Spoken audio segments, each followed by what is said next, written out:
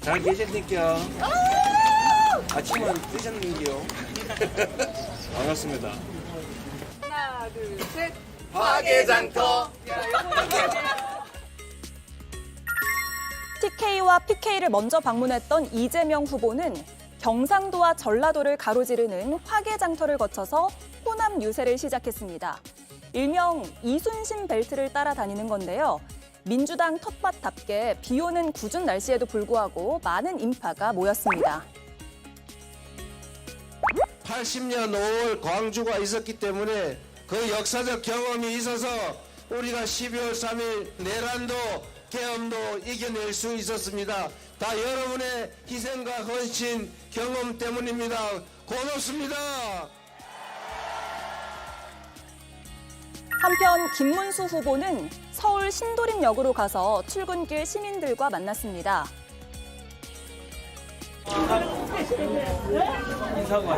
김문희 지지합니다. 힘하십시오. 갑시다. 네, 이렇게 지지자들이 김 후보를 반기는 가운데 워낙 바쁜 시간에 개찰구 앞에서 유세를 하다 보니 몇몇 시민들은 불편한 기색을 비치기도 했습니다.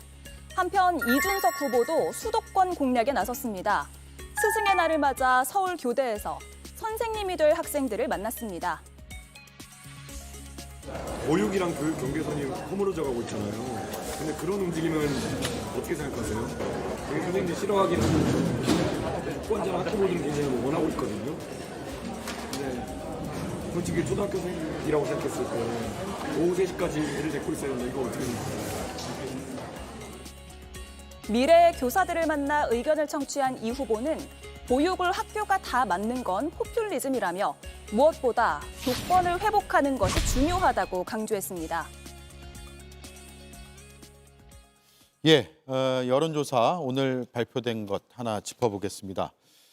일단 3자 대결로 전체 응답자를 보면 크게 변화는 없어 보입니다. 이재명 49.3, 김문수 25.8, 이준석 9.1, 그리고 없음, 모름이 12.9입니다. 근데 이걸 중도층으로 좀 좁혀서 보면 이재명 51.8, 김문수 14.4, 이준석 12.7, 없음, 모름이 17.6%가 나오거든요. 중도층에서는 김문수, 이준석 후보 두 후보가 오차 범위 안으로 좀 좁혀지는 그런 양상이 나타나고 있습니다. 어떤 이유일까요?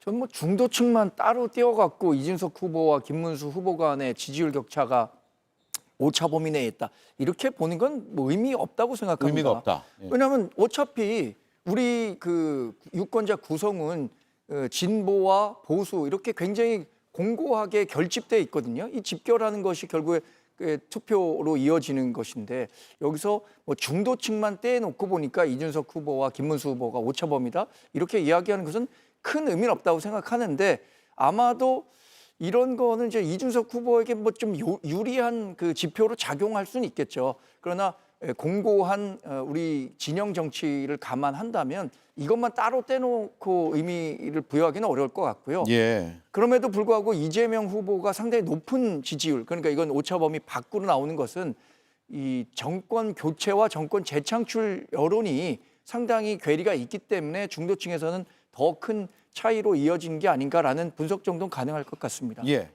다른 분석도 의견 있으십니까?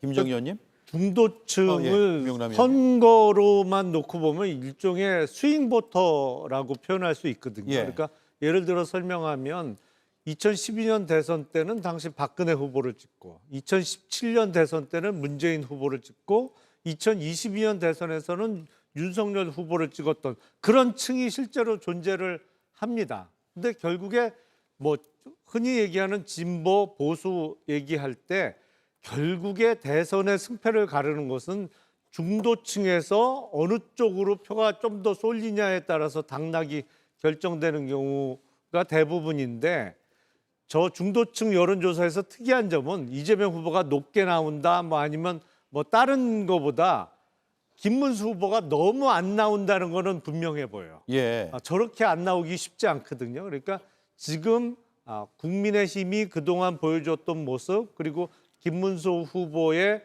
뭐 비상경험에 대한 스탠스나 과거 자유통일당에서의 활동 같은 게 크게 작용하고 있는 것은 틀림없어 보입니다. 예. 전체 여론 지형에서 없음 모름이 12.3%, 12.9%거든요. 그런데 중도층은 지금 17.6%로 없음 모름이 더 많아요. 그래서 지금 19일 남겨놓고 있는 이 상황에서도 아직도 결정 못한 유권자가 제법 있다. 중도층에서는 더 많다. 이걸 보여주고 있는 것 같고요. 특히 무슨 단일화 얘기하고 이준석 후보와의 빅텐트 얘기 뭐 계속 나오고 있습니다만은 중도층 표심을 잡기 위한 것이 모든 선거의 기본 아닙니까?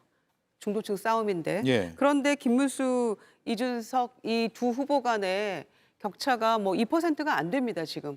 그런데 이 상황을 놓고 이준석 후보가 그래 단일화 합시다 하겠습니까? 이게 말이 안 되는 이야기를 계속해서 미련을 못 버리고 있다고 생각하고요.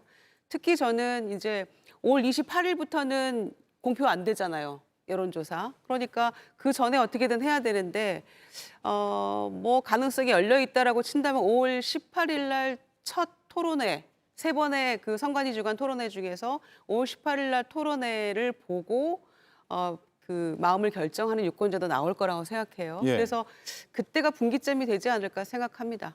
네. 네. 이재명 후보가 지금 보면 과반 안팎으로 지지율이 나오고 있잖아요.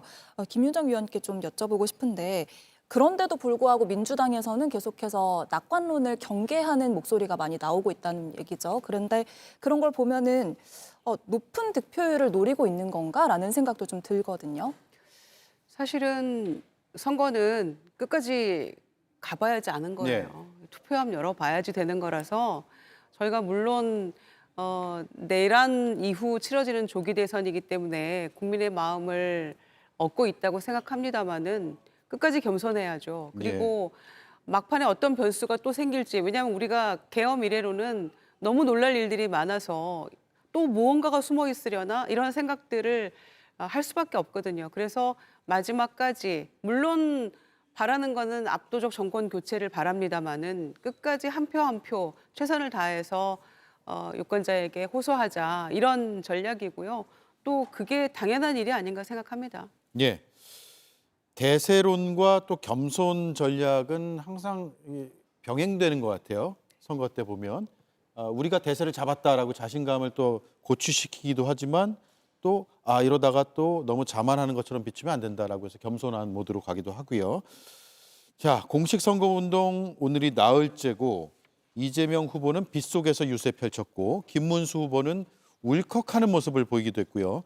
이준석 후보는 나만 대선을 걱정하는 것 같다라는 말을 했는데 어떤 의미들이 있는지 영상으로 보시죠.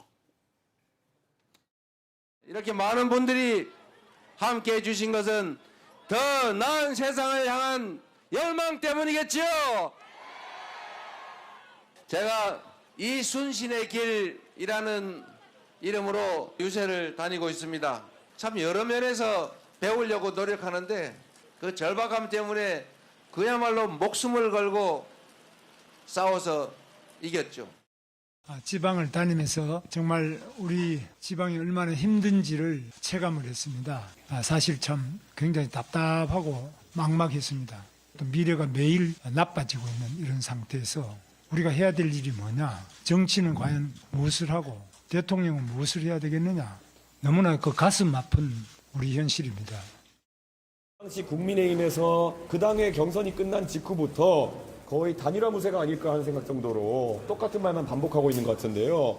이재명 후보가 깜깜이 선거를 하려는 의도가 아니라면은 토론 제안에 응하는 것이 옳을 것이다. 이준석 혼자 대선 걱정하고 있는 것 같습니다. 네, 이재명 후보는 오늘 전남 찾았고요. 오늘의 마지막 일정이 김대중 전 대통령의 고향 목포를 방문하는 일정이죠. 그렇습니다. 1박 2일 일정인데요. 그 김영삼 대통령의 정치적 고향이라고 할 수 있는 거제에서 시작을 해서 쭉 돌아서 오늘은 이제 뭐 광양, 순천 이쪽으로 해서 마지막 목포에서 저녁 7시에 이제 마지막 유세하면서 마무리를 하는데요. 어제 오늘 지역 균형 발전, 통합과 화합의 그런 의미도 있고요. 또 김영삼 대통령의 어떤 정치적 유산이랄지 이런 것들 우리가 얻을 것은 얻자, 본받자 이런 측면도 있는 것이고 마지막까지 이제 김대중 대통령 그리고 또 이제 이번 주말에는 5.18 민주화 운동 45주년 기념식에 또 물론 가서 참석하고 또 광주 시민들도 만나고 하겠습니다마는 그 1박 2일의 여정에서 오늘 아까 보신 것처럼 그 대구 광주의 젊은이들 화개장터에서 또 만나기도 하고 예. 같이 유튜브 생방송도 했잖아요. 그런 기본적인 정말 이번 선거의 컨셉이라고 해야 될까요? 후보의 의지라고 해야 될까요? 이거는 통합과 화합입니다. 그래서 그 생각이 잘 녹아있는 1박 2일의 여정이었다라고 생각합니다. 예. 이재명 후보가 이미 떠난 분 말씀드리기는 뭐하지만 저도 호남입니다. 서로 도와야지요. 이런 말 들었을 때 우리 그렇게밖에 못 보나 생각하셨을 것 같다. 이런 발언도 했습니다. 김문수 후보 일정도 이수진 앵커가 정리를 좀 해볼까요? 네, 오늘 신도림역 출근길 인사를 했었고 그리고 중앙선대위 회의 및 임명장 수여식이 있었죠. 그리고 김문수 후보가 이제 지역 유세를 하고 서울로 올라왔는데 이 자리에서 이제 서민들의 어려운 상황을 이야기하다가 좀 울컥하는 모습을 보이기도 했었거든요. 근데 대선 행보가 시작되고 나서 김문수 후보가 울컥울컥하는 모습이 좀 자주 나오는 것 같아요. 지금 화면으로 보시다시피 저렇게 한센인 마을에 가서 이제 지역 주민들과 이야기를 하다가 울컥하는 모습도 좀 기억에 남고요. 예. 지난번에 또 청년 만나서 울컥하는 네. 모습도 보였던 것 같고요. 뭐 아시다시피 김문수 후보의 삶의 진정성 또 다른 사람들을 대하는 그 진정성은 누구도 의심하기 어려울 겁니다. 예. 저는 정치인이 갖고 있는 눈물이라는 이미지가 굉장히 중요하다고 생각해요. 우리 유권자들에게 가장 회자가 됐었던 것 아마 노무현 전 대통령이 눈물을 흘리던 장면, 박근혜 전 대통령의 눈물 이런 것들을 기억할 텐데 그 김문수 후보 자체의 삶이 굉장히 그 다이나믹합니다. 한국 현대사를 정말 대표하는 인물 가운데 하나죠. 노동운동 김문수 후보만큼 치열하게 했었던 분 없고요. 국회의원으로서 도지사로서 행정능력 김문수 후보만큼 보여준 사람 없다고 생각합니다. 저는 자신의 삶을 유권자들에게 보여주는 과정에서 본인의 진정성을 보여주기 위한 눈물은 아니었겠지만 어쨌든 눈물이 많아지신 것 같습니다. 예. 자, 그리고 이준석 후보 일정 정리해 볼게요. 서울 교대에서 오늘도 역시 학식 먹기, 학생 식당에서 구내 식당이죠. 식사를 했고 또 나만 대선 걱정을 하는 것 같다라는 말을 했네요. 그러면서 국민의힘의 단일화 요구에 대해서는 선을 긋는 발언을 했고요. 또 이재명 후보에게는 TV 토론을 더 해야 한다 이렇게 제안을 했습니다. 나만 대선 걱정을 하는 것 같다. 이거 무슨 말일까요? 일단 김용남 의원께 들어볼까요? 그러니까 대통령 선거에서 유권자들이 후보를 뽑기 위해서는 지금 법적으로 해야 되는 토론의 횟수가 있죠. 제가 알기로는 이제 3번으로 정해져 있는 것으로 알고 있습니다만 3번의 토론으로 부족하다. 그러니까 후보에 대해서 좀 더 알기 위해서 토론의 횟수를 많이 갖자라는 의미로 지금 주장을 하는 것 같아요. 근데 예. 지금 선거 구도는 이준석 후보 입장에서는 더 이상 좋을 수 없는 최적의 선거 조건입니다. 왜냐하면 일단 주요 후보가 지난 2017년 대선에 비해서는 매우 간명하죠. 그러면서 또 1, 2등 후보의 격차가 많이 벌어져 있는 여론조사가 계속 나오고 있기 때문에 제3의 후보가 높은 득표율을 올리기에 가장 좋은 최적의 조건인데 단일화 할 것 같으면 지지율이 올라가지가 않겠죠. 어차피 없어질 후보라고 유권자들이 인식하면 지지율이 안 올라갈 테니까 이제 단일화는 만에 하나 하는 상황이 만들어지더라도 마지막까지 안 한다고 할 겁니다. 계속 같은 주장을 반복할 것이고요. 이준석 후보 입장에서는 어떻게든 1등 후보하고 TV 토론이나 공개되는 토론회를 많이 가지면 가질수록 유리한 건 사실이죠. 예. TV 토론이 지금 3번 예정이 돼 있고 더 할지 여부는 아직 확정되지는 않았습니다. 일단 세 번은 하게 돼 있는데 TV 토론이 큰 변수가 될까요? 어떻게들 보십니까? 사실 TV 토론만큼 정치적으로 그러니까 논문 같은 데서도 TV 토론의 효과에 대해서 실제 있다 없다 얘기하는 분들이 많은데 예. TV 토론이 갖고 있는 영향력은 갈수록 좀 적어지는 것 같아요. 아, 그래요? 진영 정치가 강화되고 있고 본인들이 지지하는 후보가 아무리 못했어도 잘했다라고 생각하는 사람들이 갈수록 많아지는 현실을 고려하면 처음에 TV 토론에 처음 도입됐었을 때와 지금의 상황은 좀 많이 달라진 것 같습니다. 예. 그 세 번은 하도록 되어 있기 때문에 이제 18일이 가장 중요하겠죠. 아마 가장 많은 관심을 갖고 볼 것 같은데 4명의 후보들이 참여하지 않습니까? 그래서 아마 뭐 충분하게 오고 가는 토론이 될 수 있을지는 모르겠습니다만 후보들의 생각을 매우 관심 있게 지켜보는 유권자들에게는 그래도 도움이 된다라고 생각하고요. 네.